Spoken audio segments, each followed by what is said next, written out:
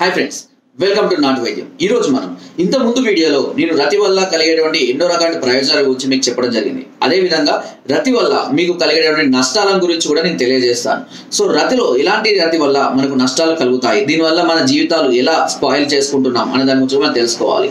అధిక రతి వల్ల ఎక్కువగా కావాలని చాలా మంది కూడా ఎక్కువసేపు చేయాలని నానా రకాలైనటువంటి మెడిసిన్స్, సెడాల్ఫిన్స్, వయాగ్రాలు వాడి బలవంతంగా హార్మోన్స్ ని రిలీజ్ చేసుకుంటూ అదేవిధంగా మెదడు స్ట్రెస్ చేయడం, అంగాన్ని ఒత్తిడికి గురి చేయడం వల్ల అంగ సంబంధ సమస్యలు వచ్చే అవకాశం అధికంగా ఉంటాయి.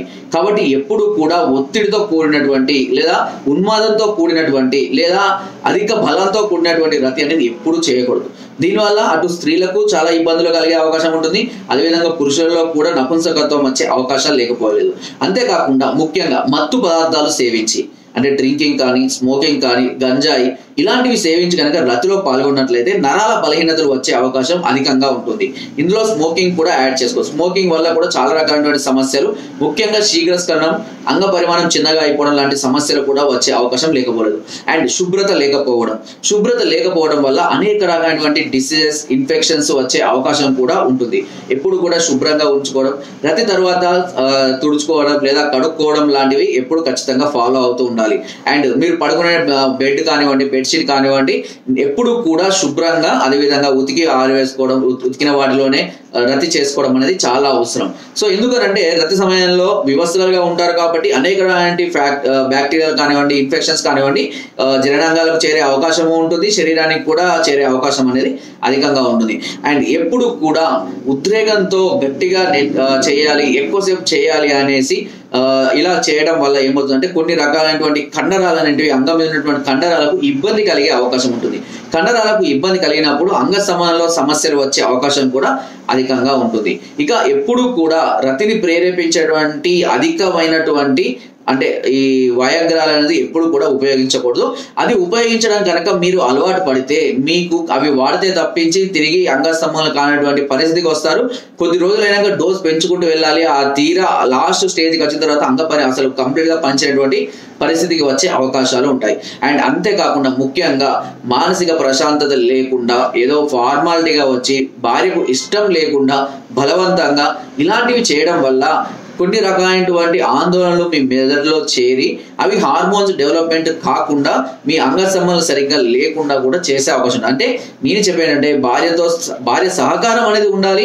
అండ్ ఇద్దరు ఇష్టంగా కలిసి ఒకరికొకరికి షేర్ చేసుకుంటూ కనుక చేస్తూ ఉన్నట్లయితే అది చక్కగా ఉంటుంది. అలా కాకుండా ఏ ఒక్కరికి ఇష్టం లేకుండా బలవంతంగా చేసినా కూడా దానివల్ల చాలా రకాలైనటువంటి సమస్యలు వచ్చే అవకాశం 100% ఉంటుంది.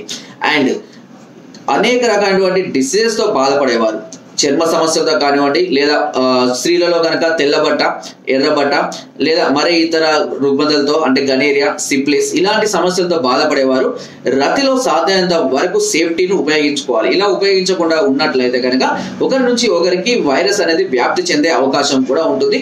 సో ముఖ్యంగా ఈ సిప్లిస్, గనేరియా, HIV ఇలాంటివి అధికంగా చేరడానికి అవకాశం అనేది ఉంటుంది.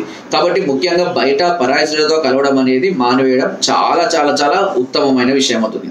అండ్ ఇకపోతే శుభ్రమైన దుస్తుల్ని వాడాలి. అండ్ ఎప్పుడు కూడా రతికి పాల్గొనాలి అనుకునేటప్పుడు స్నానం చేసి పాల్గొనడం అనేది చాలా బెటర్ గా ఉంటుంది. స్నానం చేయకుండా మురికిగా పాల్గొనడం వల్ల స్వేదం ఒకరి శరీరం నుంచి ఒకరి శరీరంలోకి వెళ్తుంది కాబట్టి కొన్ని రకాలైనటువంటి బ్యాక్టీరియాలు అటు నుంచి అటు చేంజ్ అయ్యే అవకాశం కూడా అధికంగా ఉంటుంది. అండ్ ఎక్కువగా దుర్వాసన వచ్చేటప్పుడు అంటే కొంతమంది చంకలలో కానివ్వండి, లేదా నోటి ద్వారా కానివ్వండి, ముక్కు ద్వారా కానివ్వండి దుర్వాసన వస్తూ ఉన్న సందర్భంలో రతిలో పాల్గొన్నట్లయితే స్త్రీలకు ఆసక్తి అనేది తగ్గిపోతుంది. తద్వారా వారి యొక్క హార్మోనల్ ఇన్బ్యాలెన్సింగ్ కూడా అయ్యి రతి పట్ల పూర్తిగా ఆసక్తి లేనట్టుగా వాళ్ళు ఉండడం అనేది జరుగుతుంది. కాబట్టి ఎప్పుడు కూడా ఒక ప్రశాంతమైనటువంటి టైంలో నీట్నెస్ ని మెయింటైన్ చేసుకుంటూ కొత్త ఆలోచనలతోటి, కొత్త రకమైనటువంటి భంగిమలతోటి ఎక్కువగా ఒకే ప్లేస్ లో కాకుండా డిఫరెంట్ ప్లేస్లలో, డిఫరెంట్ పొజిషన్స్ లో కనుక రతిలో పాల్గొన్నట్లయితే తప్పకుండా వారికి ఎలాంటి సమస్యలు లేకుండా హ్యాపీగా ఉండగలుగుతారు. రొటీన్ లైఫ్ ని ఫాలో అయ్యే వారిలో ఏమవుతుందంటే, ఫర్ ఎగ్జాంపుల్ చాలా మంది కూడా చేసే మిస్టేక్స్ ఏంటి అంటే బ్లూ ఫిల్మ్స్ ఉంటాయి, వీటిని రెగ్యులర్ గా చూస్తూ ఉంటారు. సో ఇలా చూడడం వల్ల అలా చేయాలి, ఇలా చేయాలి అని వాళ్ళు ఫిక్స్ అవుతారు. అలా ఫిక్స్ అయ్యి అక్కడికి వెళ్ళేసరికి ఫ్లాప్ అయిపోతారు. దీనివల్ల కొన్ని రకాలైన డిప్రెషన్స్ వచ్చే అవకాశం కూడా లేకపోలేదు. అంతేకాకుండా మన మైండ్ ఎప్పుడు కూడా కొత్తదనాన్ని కోరుకుంటుంది. ఇప్పుడు మీరు బ్లూ ఫిల్మ్ చూస్తున్నారు అనుకోండి, రోజు ఫస్ట్ టైం చూసినప్పుడు ఏమవుతుంది, అంగం స్పందనలు అనేది చాలా హెవీగా ఉంటాయి. రోజు అదే చూస్తున్నారు అనుకోండి, మీరు చూసినా కూడా అంగం స్తంభించదు. దీనికి కారణం ఏంటి అంటే మీ మెదడు అనేది కొత్తదనాన్ని కోరుకుంటుంది. దానికి అలవాటు పడిందని చూడడం వల్ల అది స్పందించడం లేదు, అంటే అది దానికి రొటీన్ అయిపోయింది. అదేవిధంగా మీరు రతిలో పాల్గొనేటప్పుడు కూడా మీరు రొటీన్ గా చేయడం వల్ల మీ మైండ్ కూడా కొత్తగా ఫీల్ అవ్వదు. దానివల్ల అంగ సంబంధ సమస్యలు వచ్చే అవకాశం ఉంది, లేదా అసలు ఇంట్రెస్ట్లు తగ్గిపోయి అసలు రతి అంటే ఇంట్రెస్ట్ లేనటువంటి పరిస్థితికి వచ్చే అవకాశాలు కూడా ఉన్నాయి. కాబట్టి ఎప్పుడు కూడా కొత్తగా, కొత్త ప్లేసుల్లో, కొత్త భంగిమలలో, కొత్త కొత్త ఆలోచనలతో చేస్తూ ఉన్నట్లయితే కనుక తప్పకుండా మీకు ఈ విషయంలో అంటే రతి పట్ల ఆసక్తి అనేది స్త్రీ పురుషుల్లో ఇద్దరిలో కూడా అధికంగా అయ్యే అవకాశాలు ఉంటాయి.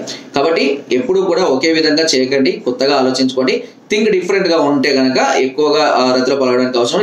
నేను ఆల్రెడీ చెప్పాను, ఎక్కువ సార్లు రతిలో మీ స్టామినా ప్రకారం పాల్గొనట్లయితే అది మన శరీరానికి ఎంతో మేలు చేస్తుంది. ఇప్పుడు నేను చెప్పిన విధంగా చేసినట్లయితే అది మీ శరీరానికి హాని కూడా చేస్తుంది. కాబట్టి రెండు విషయాలు ఉంటాయి, మేలు ఉంటుంది, కీడు ఉంటుంది. అందులో మనము ఏ విధంగా ఉంటే మంచిగా ఉంటుంది అనేది మీరు డిసైడ్ చేసుకోండి. ఓకే, సో ఫ్రెండ్స్, నా వీడియో కనుక మీకు నచ్చినట్లయితే ఒక లైక్ చేయండి, షేర్ చేయండి అండ్ సబ్స్క్రైబ్ చేయడం మాత్రం అస్సలు మర్చిపోదు.